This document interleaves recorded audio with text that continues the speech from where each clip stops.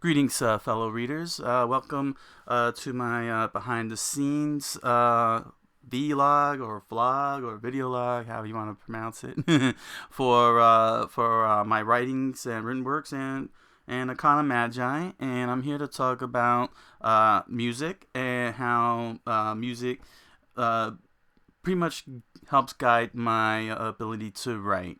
So. Let me start from the very, very beginning. Before I got my hands on Lunar 2, my very, very early writings in the very, very late 90s and the very, very, very early 2000s, pre 2001, I was doing some writings and I was playing some songs. While I was writing these early works, but I treated it as more like background noise, something to prevent distractions from happening, so I wouldn't get distracted. And I started expanding on it when I started doing the very first draft of one of my early novels that I'm currently fourth drafting right now. That's in the middle of the fourth draft. And I picked up this game for my PlayStation 2 because it was backwards compatible. Lunar 2 Eternal Blue, and I bought like the whole complete set. Comes with, well, let me expand that out for you. Oh no. This should have been on the top. Should have put it at the top. I'll leave it. But basically, here we go. Basically, if you can see on the top right corner, it was a 5-disc collector's edition. I got all the trimmings, including the pendant that comes with it. Lucia's pendant. Well, I don't want to waste well, you know what? I don't want to waste too much time, but you know what? I got it out. Do I want to pull it out? I'll pull it out. So, the whole box set came with the game. Here's here's all the little trimmings, and this is the pendant in here. I know I'm getting to a point here, but yeah, you see, here's Lucia's pendant. And it came with also this CD. See? Here we go. Yeah, they say it's the complete.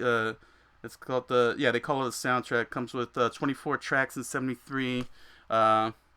73 minutes of runtime. But some track would have a little bit more than what it has in there, but that's how I got this CD. I got it from this little box set, and basically, when I started doing the first draft of this novel that I'm currently fourth drafting right now as we speak, I kind of found myself playing specific tracks in this CD with scenes from my book, and what happened was I just started playing the same track over and over and over again, and what it resulted in was my imagination becoming laser guided focus.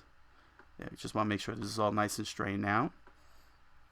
Good. It became laser guided focus and started making the scenes a little more fleshed out, a little bit more vivid visually on the imagination, more dynamic kick to it, so to speak.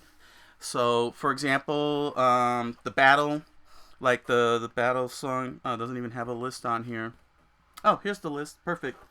Yeah. So some of the like for example, the boss battle theme.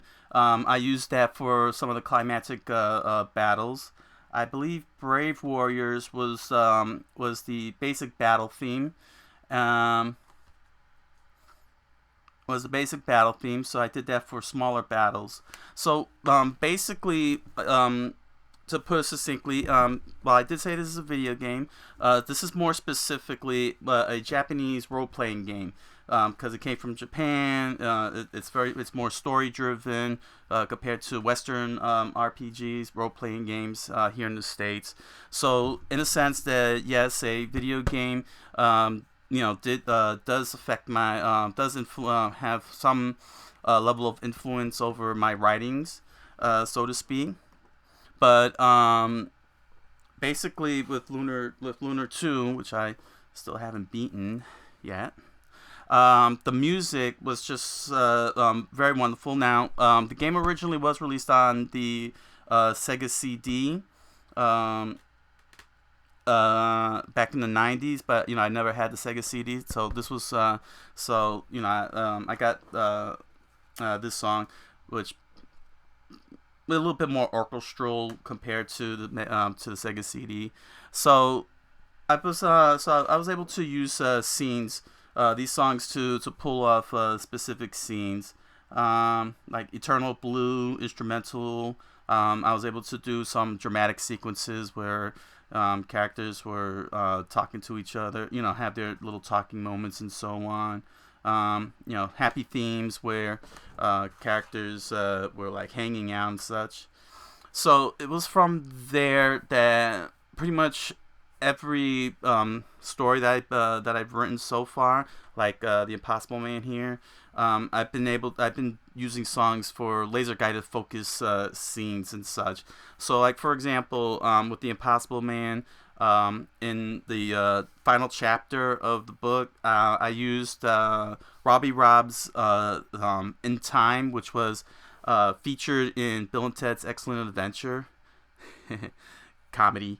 And I used that for the basically the big scene in which to which the arc question, "Who is the Impossible Man?" was answered, and I played that in the scene to capture that moment.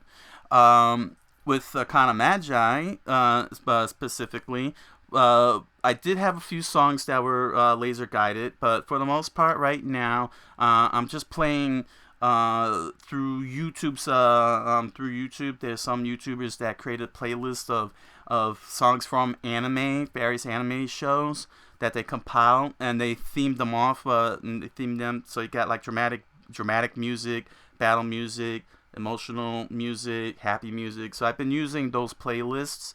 I also use Hiroyuki Sawano's playlist that YouTubers compiled for a couple of scenes. So the way, those are the types of songs I've been using. If you want to learn a little bit more, you can head over to Fictionaut. On the last page of Arcana Magi Universe Fictionaut page, you'll find my behind the scenes essays, and one of those is about music. And if you want to know more specifically what songs had been used, you could check that out. It's the last page in my Arcana Magi Universe Fictionaut section, in fictionaut.com. So the way that that I make the music be laser targeted, to a scene. I play out the scene, then I try to, in my head, figure out what kind of song would fit. And then what I would do is I would play the song, and I would read the entire scenario through with the song acting as background music. So my brain is visualizing the whole entire scene like I would see on the TV or in a video game or in a movie, anime. And I would just play it out in sync and reading at the pacing of what the song to match the song's pacing, and I would rewrite lines or tweak lines or dialogue accordingly to fit what the song is trying to convey and contextualize. So,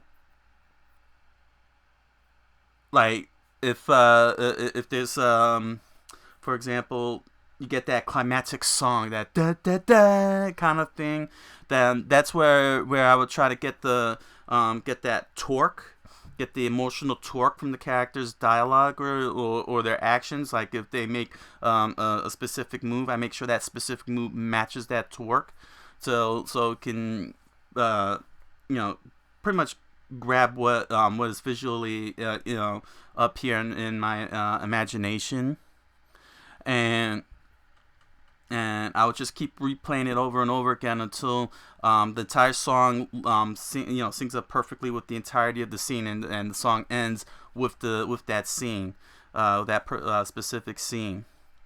So that so having accomplished that little trick, it pretty much allowed me to really explore how to tell a story more vividly.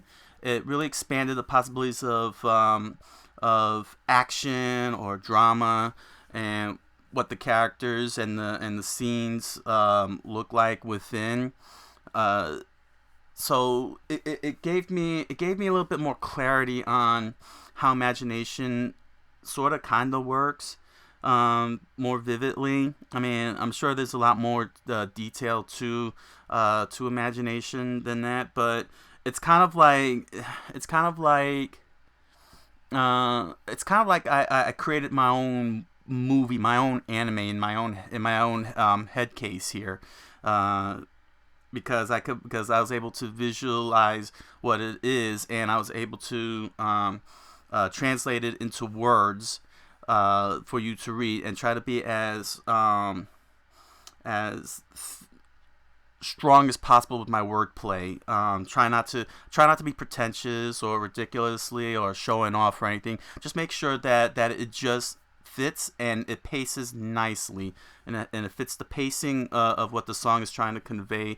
So that way the imagination can be so that way, for you, the reader, when you read the sentences, it comes out impactful. Even though you'll never get to hear the songs ever, the point is that by me using the song to create those scenes, you get a stronger moment, which is what I'm hoping I'm accomplishing in doing that. That you would have a very significant moment, that moment you're looking for, that you've been waiting for, that you've been reading through for, and that's pretty much the intended goal in doing that. So other than just providing me with with blocking out the outside world, doing laser guided scenes with music is really fun. It's pretty awesome. It's a pretty awesome thing, and I enjoy it a lot.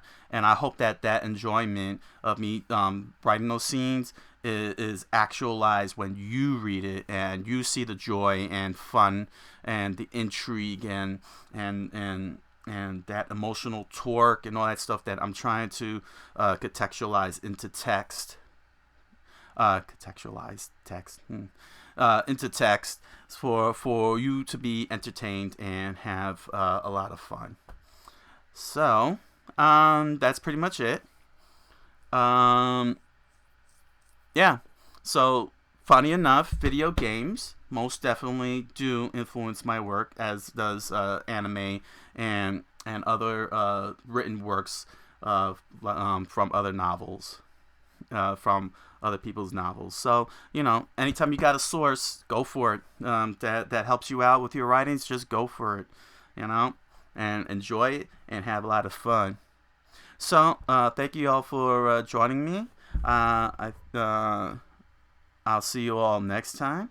Have a good night and a buenas noches.